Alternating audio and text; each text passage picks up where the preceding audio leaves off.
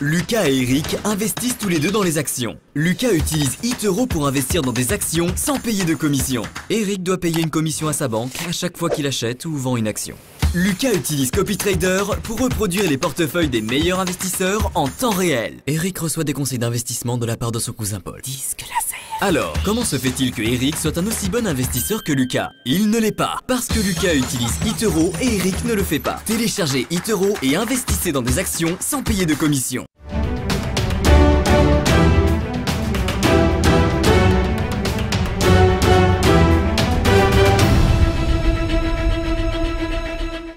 Retour sur le plateau de TV Finance avec une bourse de Paris très bien orientée ce matin sur l'annonce bien sûr de cet accord trouvé à Bruxelles, plus 1% maintenant. La hausse se confirme et s'accroît depuis tout à l'heure à 5147,21. Et bien c'est tout simplement maintenant le moment de la rubrique Parole de dirigeant. Nous avons la chance d'être avec le responsable de la recherche d'Aurel BGC, Christian Parizeau. Christian, bonjour. Bonjour. Merci d'être avec nous. Quelle chance de vous avoir à la lumière de ce compromis. Enfin, la fumée blanche a jailli à Bruxelles. Je rappelle qu'ils sont parvenus à un accord sur un plan de relance qui prévoit 750 milliards d'euros répartis en subventions et en prêts. C'était la grande question, hein, l'arbitrage entre ces deux notions. Et finalement, cet accord, ça montre que la donne a complètement changé. Il y a 20 ans, ça n'aurait pas été possible d'envisager cela. Oui, alors c'est toujours ce qu'on dit, hein, ce qui ne nous tue pas nous rend plus fort, et on a l'impression que l'Europe avance, et là, alors, on va dire, c'est limité. Je ne vais pas vous dire que c'est la révolution, que c'est un super plan de relance, ça n'a rien à voir avec ce qu'a fait les États-Unis. On n'est pas encore dans un budget fédéral, mais c'est quand même un vrai pas. Alors pourquoi? Parce que on démolit finalement les murs qu'on avait érigés en Europe en disant on passera jamais cette limite. Alors la première limite, c'est la BCE qui l'a fait. La BCE, quand la BCE a dit je vais acheter de la dette des États. Alors elle va pas en primaire, elle va pas aux émissions, mais globalement elle va sur le marché secondaire, et donc c'est une sorte de monétisation de la dette. Est-ce que vous imaginiez un Allemand accepter ça il y a encore 20 ans sur cette monétisation? C'est que ça va vraiment mal quand même. C'est que ça va vraiment mal, mais on a quand même fait avaler la couleuvre aux Allemands de cette monétisation de la dette. Le deuxième point là qui ressort aujourd'hui, et c'est deux avancées importantes, c'est d'une part la Commission européenne va pouvoir émettre de la dette commune. Alors, on n'est pas encore à l'eurobonds, mais on a quand même de la dette commune. Donc on va être aujourd'hui ensemble avec de la dette commune. Donc c'est quand même un pas important qui a été fait derrière ça. Et on a aujourd'hui un budget européen qui commence à devenir un peu plus conséquent. On parle de politique européenne et de politique économique européenne. Alors ça n'a rien à voir encore une fois par rapport aux États-Unis. On est quand même au stade embryonnaire, mais on est quand même sur des réelles avancées qu'on n'aurait pas imaginé il y a encore quelques années. Hein. Rappelez-vous avec la Grèce. Hein, la Grèce, on était sur un blocage total. On ne pouvait pas dire, on n'avait pas être solidaire avec la Grèce.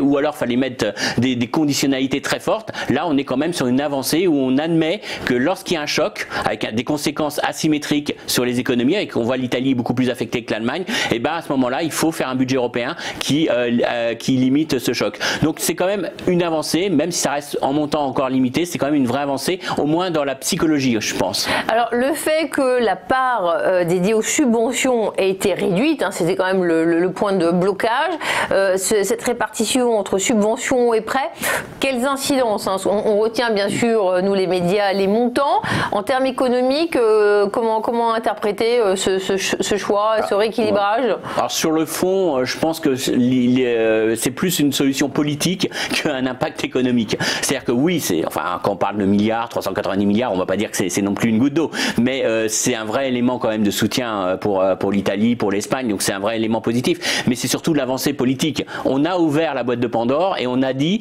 on peut aujourd'hui en Europe faire de la solidarité en Europe. Donc c'est ça, moi, à mon avis, que je retiendrai plus. Sur l'aspect économique, on est quand même sur quelque chose qui rassure au niveau des marchés, parce que c'est quand même 750 milliards, c'est quand même un plan, et on voit que l'Europe aujourd'hui va relancer les économies un peu en partie de manière coordonnée, alors peut-être avec une couleur verte, là aussi c'est plus politique qu'économique, mais on met une petite couleur, mais derrière ça, on a quand même une volonté aussi de synchroniser un peu les plans de relance. Ça c'est plutôt un élément un peu positif, parce que le gros risque qu'on avait, c'est qu'on mette en place chacun ses mesures dans son petit coin, sans coordonner, avec des mesures qui n'ont pas forcément des impacts immédiats. Par exemple, si je vous fais un plan de relance d'infrastructure infrastructures, c'est un impact pour 2021, 2022. Par contre, si je vous baisse la TVA ou si je vous fais une prime à la casse sur l'automobile ou une prime pour rénovation automobile, bah, vous avez un impact immédiatement sur la consommation. Donc on voit que les impacts et les mesures sont pas identiques selon ce qu'on prend. Donc là, si on fait une petite coordination européenne, ça peut être, c'est un bon message envoyé. Moi, je pense surtout le message le plus important pour les investisseurs, c'est qu'aujourd'hui, la zone euro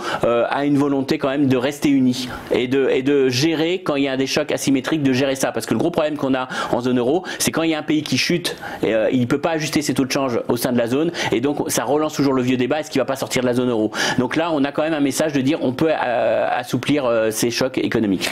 Est-ce que du point de vue de la France, certains ont dit Emmanuel Macron, le président, repart avec 400 milliards, ça donne beaucoup de marge de manœuvre pour la France? Qu'est-ce que ça veut dire pour les entreprises qui nous écoutent quand même bon, c'est quand même pas comme si on allait faire son marché. Non, après, encore une fois, la France aurait pu emprunter cet argent sur les marchés. Je ne pense pas que la France aurait eu des problèmes aujourd'hui, au regard de ce que fait la BCE et de la part de la dette qu'elle achète, de la dette française qu'elle achète et qu'elle met dans son bilan. La France aurait pu se passer du financement des... encore une fois, c'est plus un message politique, c'est plus un message de continuité de la zone euro, parce que vous savez, depuis la Grèce, on est toujours dans l'image qu'il y a une possibilité qu'un jour la zone euro éclate. Et ça joue beaucoup dans les investisseurs internationaux et ça joue beaucoup dans l'écart de valorisation, à mon avis, entre les actifs européens financiers et les actifs américains. C'est quand même étonnant que le dollar, dès qu'on a une peur dans l'économie mondiale, on achète du dollar. Pourtant, honnêtement, aujourd'hui, quand vous regardez l'épidémie où elle se développe, quand vous regardez les incertitudes économiques, vous pouvez vous dire quand même l'euro devrait être un peu une valeur refuge, devrait être plutôt une devise refuge. C'est pas le cas parce qu'il y a toujours cet aspect politique. Et je pense que ça, c'est quand même un élément qu'on retiendra, alors qui prendra peut-être du temps pour que ça soit crédible, mais qui est quand même une avancée. Alors, ce qui est intéressant, c'est qu'aux États-Unis, on traverse l'Atlantique, et bien là aussi, l'actualité politique domine la scène économique. Si on s'intéresse à cette campagne présidentielle, le candidat Joe Biden est assez peu visible, et pourtant il y a eu quelques annonces sur le plan économique. Oui, il a fait beaucoup plus d'annonces que M. Trump. Alors Trump, on est encore dans la continuité, on va dire. Il a pas donné beaucoup de détails de son plan économique. Biden en a donné plus. Alors juste sur le fond, ils sont pas vraiment sur des recettes différentes. Ils sont tous sur un peu les mêmes choses. La grosse thématique, c'est le plan infrastructure, qui sera le futur plan de relance. Là, on a fait essentiellement des plans de soutien aujourd'hui aux États-Unis pour éviter que l'économie s'effondre, mais on n'a pas réellement relancé. Donc, comme l'Europe, on est à la recherche d'un plan de relance.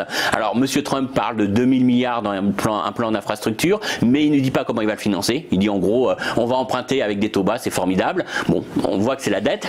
M. Biden, lui, a lancé son plan. Alors, il est plus mesuré, entre guillemets, mais il est quand même 2000 milliards, donc on peut pas dire que c'est négligeable. Donc, on a quand même un plan aussi massif. Par contre, ce qui pourrait faire peur au marché, et c'est là la grosse élément de différenciation, c'est que lui, il trouve un financement, mais il trouve un financement par des hausses d'impôts. Alors, impôt sur les sociétés, qui sera l'essentiel de ces ressources nouvelles, et notamment avec un doublement de la fiscalité sur les profits réalisés à l'étranger par les entreprises américaines. Et donc, ça devrait avoir un impact très fort sur les marchés, parce que naturellement, on vient en arrière par rapport à la réforme qu'avait mis en place M. Trump.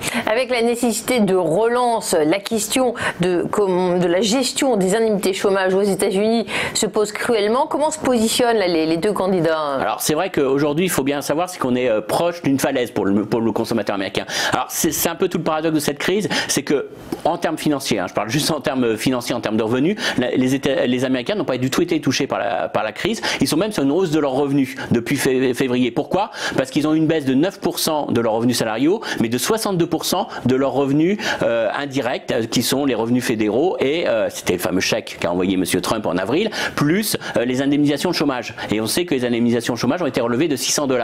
Le problème, c'est que toutes ces mesures sont très limitées dans le temps, et qu'à la fin du mois, ces $600, ils vont disparaître si on fait rien. Donc toute la question aujourd'hui, et c'est là on est encore dans les négociations politiques très fortes, parce que Trump, lui, il est prêt à renvoyer un chèque, surtout s'il peut mettre sa signature dessus juste avant les élections. Ça serait pas mal de l'envoyer en septembre, quoi. On voit l'idée derrière ça.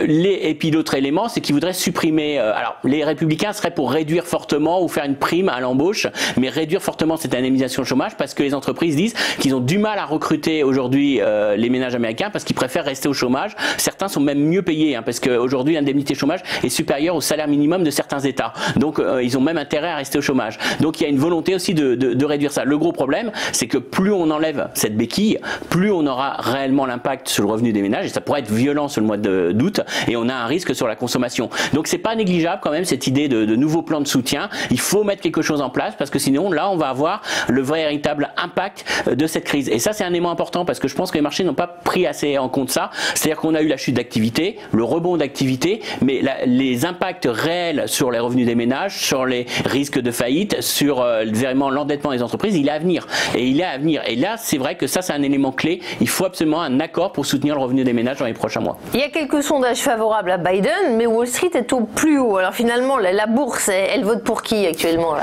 Alors, je pense, sans mettre de couleur politique, la bourse serait plutôt pour le programme de Trump. Quoi qu'on en dise, c'est pas des hausses d'impôts, encore poursuivi de la baisse d'impôts sur les sociétés, grosses dépenses, tout ça par endettement. On va dire que c'est pas ça qui fait peur à la bourse, au contraire. Alors que Biden, il a quand même hausse de la fiscalité pour les plus riches, hausse d'impôts sur les sociétés, comme je le disais. Donc, on est clairement sur un effet. La seule chose, c'est que j'ai l'impression que le marché n'anticipe rien. Alors, je pense que le marché réagira aux ces élections américaines que vraiment les derniers jours, quand on va se rapprocher de la date des élections. Parce que aujourd'hui, on se dit que Trump, il est capable de faire renverser les sondages, même si aujourd'hui il est donné très largement perdant, il peut renverser les sondages. Donc il y a toujours cette idée. Et je pense que le marché aujourd'hui, entre le Covid, entre toutes les incertitudes qu'il a, on a mis un peu de côté cette élection américaine, mais ça reviendra. Ça reviendra à mon avis fin octobre, deuxième quinzaine d'octobre, ça reviendra comme un élément market mover pour les marchés. Il faudra le suivre de très près. Pour la gestion de la crise sanitaire, de toute façon, il n'y a aucun des représentants politiques qui a la clé actuellement. Ils sont un peu sur les mêmes configurations, les mêmes programmes. Hein. Non, c'est très compliqué parce que aux États-Unis, c'est un pays où il y a beaucoup de décentralisation. Vous savez qu'il y a des mesures sanitaires qui sont prises au niveau des comtés, des États et au niveau fédéral. Et il y a même aujourd'hui des États qui attaquent en justice les mairies qui sont pas d'accord avec les mesures sanitaires. Donc on est vraiment dans une autre gestion de la crise, mais en partie c'est lié au système fédéral américain. Est-ce que Wall Street vote pour Trump ou pour Biden? On a quelques indices. En tout cas, moi, je vote pour. Christian Parizeau, merci d'avoir été avec nous. Nous étions avec le responsable de la recherche d'Aurel Leven. Et dans un instant, une nouvelle séquence pour ce live de TV Finance. Restez avec nous.